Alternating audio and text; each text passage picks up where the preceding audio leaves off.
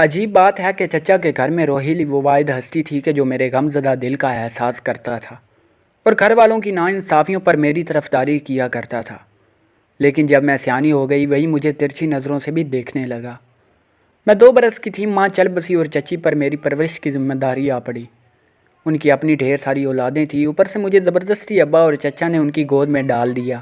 مرتا کیا نہ کرتا، غرض بڑی بے دلی سے بادل ناخواستہ انہوں نے میری پرورش کا ذمہ اٹھایا۔ بہت بچپن کے دن تو یاد نہیں، 6-7 برس کی ہوئی تو یادوں کے ساتھ سوچوں کے دریجے بھی کھلنے لگے۔ گھر کے سبھی افراد باری باری کام بتاتے اور مجھ پر حکم چلاتے اور ان احکامات کو ایک باندی کی طرح مجھے بلا چوں چرا ماننا پڑتا۔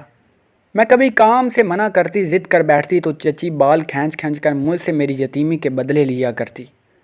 وہ ایک تیز مزاج خاتون تھی، گھر والے ہی نہیں پڑوسی تک ان سے دبتے تھے اور کوئی بھی ان کے منہ لگنا پسند نہیں کرتا تھا۔ ان کی 2 بیٹیاں تھیں جو مجھے بہت تنگ کرتی تھیں، حالانکہ میں ان کے ارد گرد اس طرح پھرا کرتی تھی جیسے شمع کے گرد پروانے پھرتے ہیں، مگر دیبا اور ملیحہ تو جائے کس کلہور مٹی کی بنی تھی۔ شاید ان کے سینے میں دل ہی نہیں تھا کہ مجھے چھوٹی بہن سمجھتی یا ترس کھاتی۔ ایسے میں ان کے بھائی روہیل کا دم غنیمت تھا، جب مجھے اداس دیکھتا پاس آ کر میرا جی بہلانے کو باتیں کرنے لگتا اور اپنی جیب خرچ سے ٹافیاں اور بسکٹ لا دیتا۔ اس کی اتنی دلجوئی ہی میرے لیے اس گھر میں جینے کا سہارا بن گئی تھی۔ ابا کی ملازمت اس نوعیت کی تھی کہ اکثر باہر رہتے اور کبھی کبھار گھر آتے۔ انہوں نے مجھے اسکول میں داخل کرا دیا تھا، 4تھی تک کلاس میں فرسٹ آئی، 5ویں میں گھر کے کاموں کی ذمہ داری مجھ پر پڑی تو پڑھائی متاثر ہوئی۔ پوزیشن نہ لے سکی مگر اچھے نمبروں سے پاس ہو گئی۔ 6ٹھی میں جب چچی کو احساس ہوا کہ اگر بانو کو ہم اسکول سے اٹھا لیں تو یہ ایک نوکرانی جتنا کام کر سکتی ہے، انہوں نے حیلے بہانے کر کے مجھے 6ٹھی جماعت کے بعد اسکول سے اٹھا لیا۔ مجھے اتنا صدمہ ہوا کہ بتا نہیں سکتی، جیسے کسی نے موت کی سزا سنا دی ہو۔